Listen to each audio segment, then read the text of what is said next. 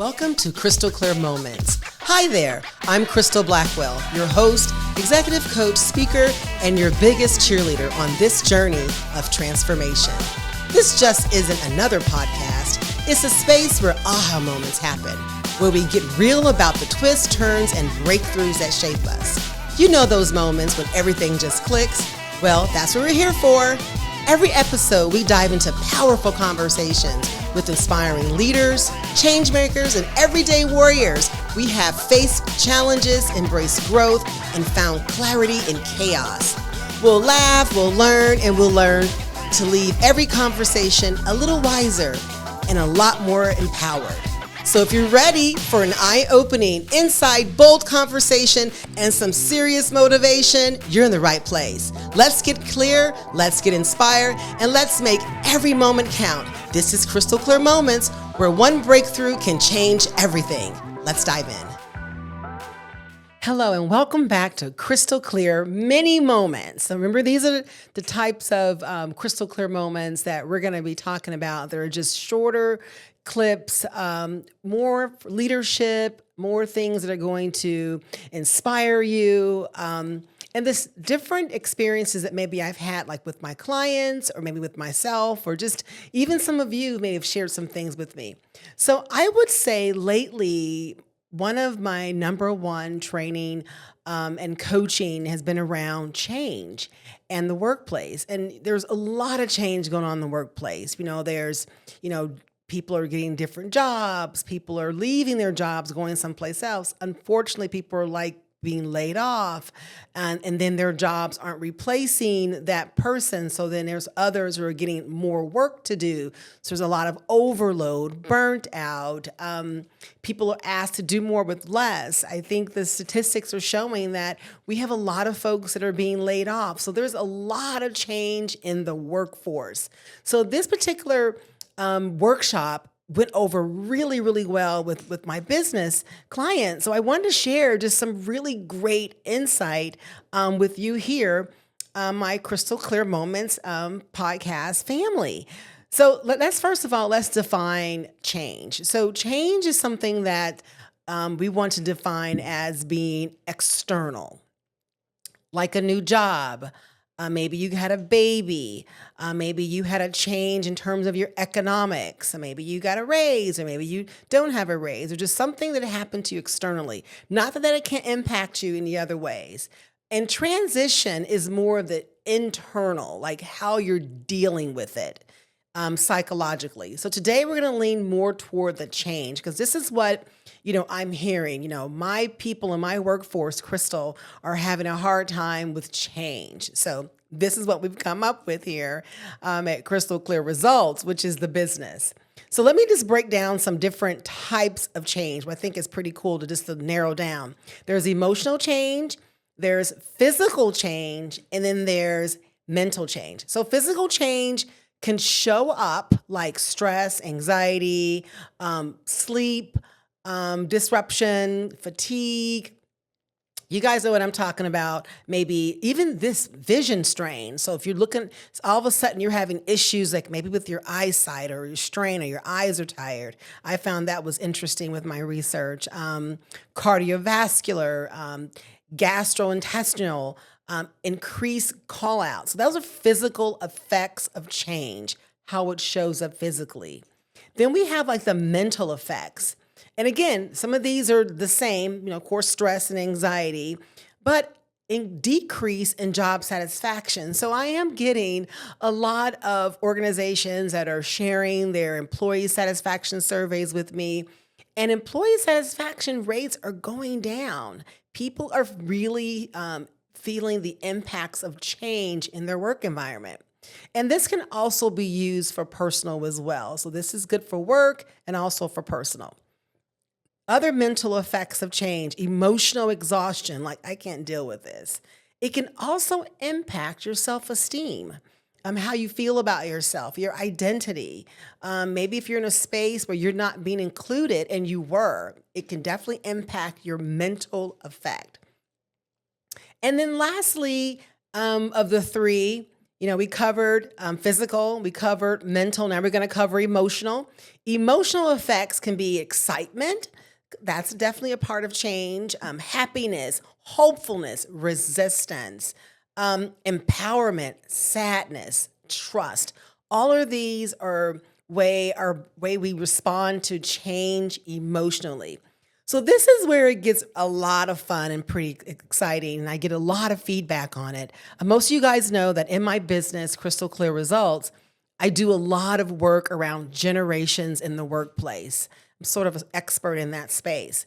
So I've done some research around how generations respond to change in the workplace, which is pretty fascinating if you're leading generations, which most people are. I mean, there's technically five out there, four in the workplace, but we're going to nail it. We're going to really drill it down to the four that's actually working in the workplace. The fifth, the one that's the fifth, they're pretty retired. So we're just going to deal with the four. So let's talk about the different generations in the workplace. So we have baby boomers. And these dates, are always challenged, but, around about 1946, 1964 is the baby boomers. They're still working out there. Gen X is 1965, 1980, so that's a nice chunk. Millennials, 1981, 1996. And Generation Z is 1997 to 2012. And of course, we have our alphas, our babies, and we have our older generation. So give you some perspective of who's showing up in the workplace in terms of percentage. All right. So our number one percentage of people in the workplace right now, and let's just go in order. Let me change it up. Let's go like baby boomers. So baby boomers is about in the workplace, like 25.5%. Not surprised. Generation X is at 33.33%. Not really surprised. Millennials at 35.35%. And then we have our Gen Zs, which are at 7.7%. Now, doesn't mean that there aren't a lot of Gen Zs out there, but remember that generation is just out of college, just now hit the workforce.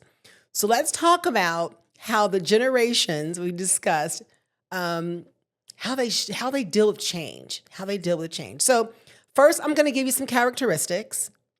Then I'm going to give you their reactions to change. And then I'm going to give you some tips how to support them. Because I can't give you all this information without giving you some tips, right, to support them. So let's start with our baby boomers. Baby boomers typically like a workplace that's stable.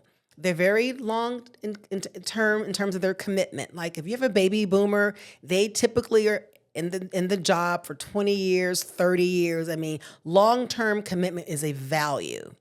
They typically, when it comes to change in a workplace, they typically experience it because they have before.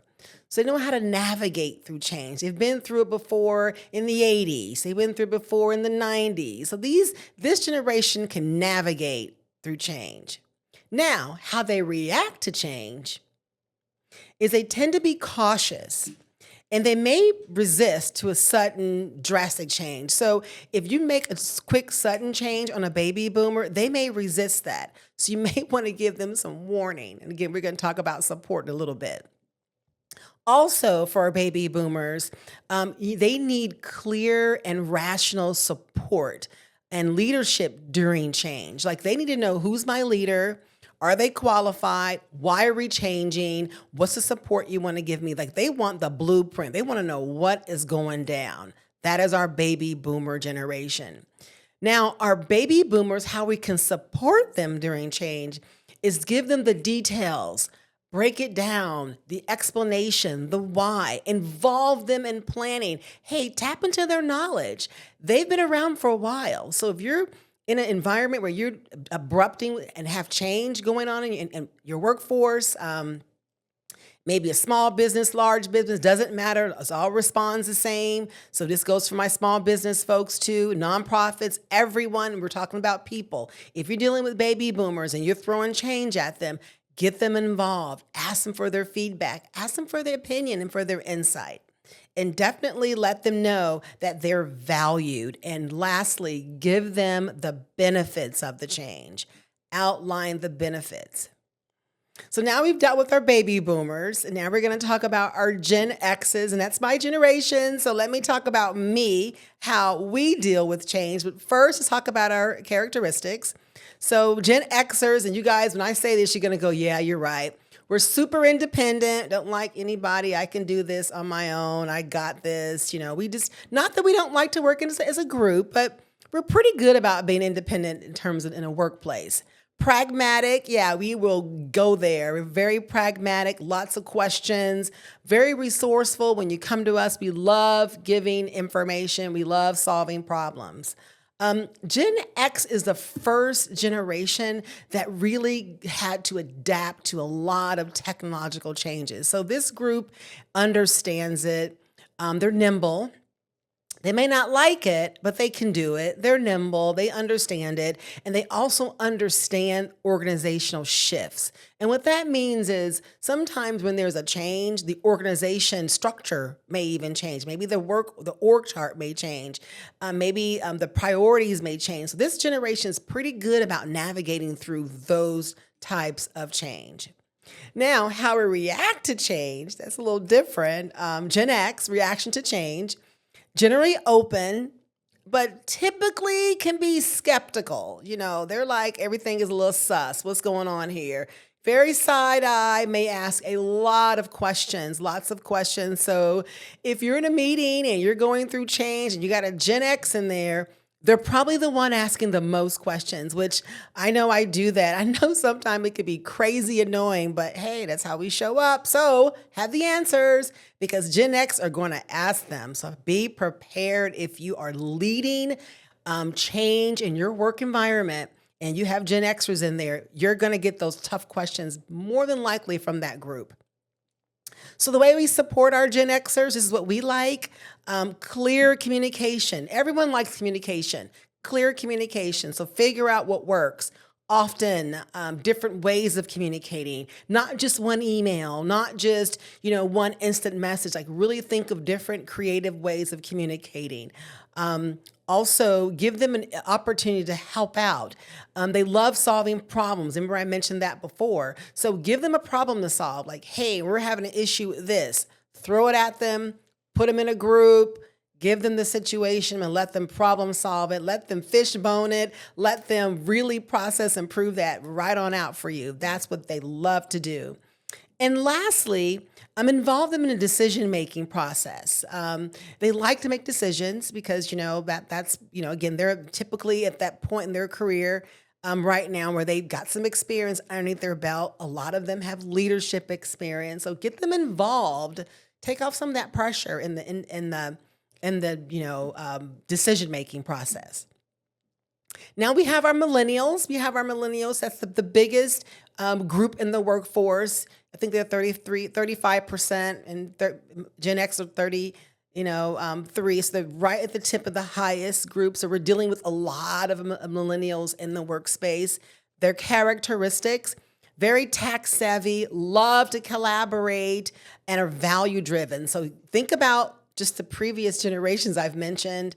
Gen Xers are independent. Then we have our baby boomers who don't even like either one. They don't even really care about either one. Just show up, go to work, do your job, do it well, give them my paycheck so I can go home. So that's pretty much how they're showing up. And I'm not mad at that. I need to make that clear.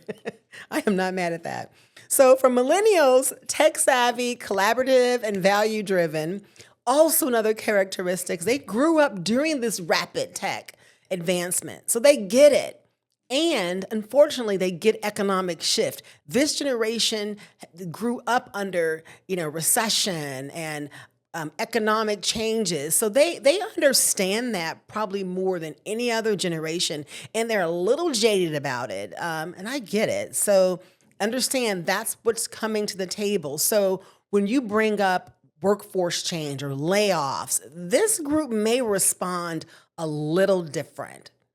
You talk about giving them more work or really changing their schedules, and anything that's disruptive, you're going to probably get most pushback and resistant to this group. Not because they're difficult, it's just the way they're built. Because remember, their values is work-life balance. And we're shifting, even though we're saying it, work-life balance, a lot of the workplace is getting away from it.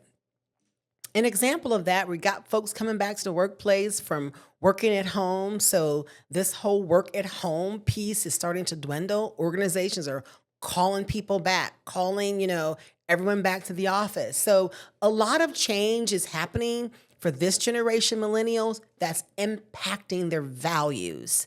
So it's very personal and they can be very sensitive about it. So be very mindful if you're leading change and your team has millennials, and most workforce has quite a bit, how they're going to respond to change. All right, so let's talk about their reaction.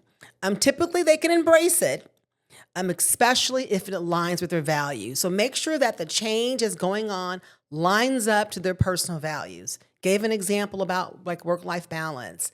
That's a value. This group likes to collaborate. So there's opportunities to collaborate and share ideas. Also, in being inclusive, inclusivity is important to them. Diverse thinking, so maybe having a think tank with all these different ideas. This is real important to this group. So you want to make sure that you align the values with the why. Like, why are we doing this? And then, lastly, some things where we can support them because we want to support our millennials so they can be successful. Just like our Gen X is going to be successful, our baby boomers, we want to make sure we give them what they need. So also provide them lots of opportunities to share and continuous learning. Give them an opportunity to learn a new skill, cross-training, upskill, give them opportunity to even share their skill set. Maybe they can become mentors. So think of ways where you can engage them. Okay, so our last group, we can't forget about our Gen Zs. I don't have a soft spot for our Gen Zs. They really bring, they bring in a really good mix of all things, but I think that they bring a bigger scoop than most generations is a scoop of empathy that kind of comes natural. So keep that in mind when you're leading this group, that they have an extra scoop of that than most. So characteristics, digital natives, that's like all they know. That's all they know is a digital world. So paper and all of the stuff that we do, they're taking notes on their phones. They could be in a meeting with you. They're probably taking notes on their phone. So they're not on their phone texting people. Typically, they're probably taking notes. Small example, but that example can really throw a leader off if they're not aware of it. Entrepreneurial, in terms of how they think. They approach everything like an entrepreneur. And I think that's fascinating because that means innovation. That's creativity. That's diverse thinking, diverse problem solving. So they approach even their own personal projects as an entrepreneur. So tap into that space, the fact that that's how they view things in the workplace.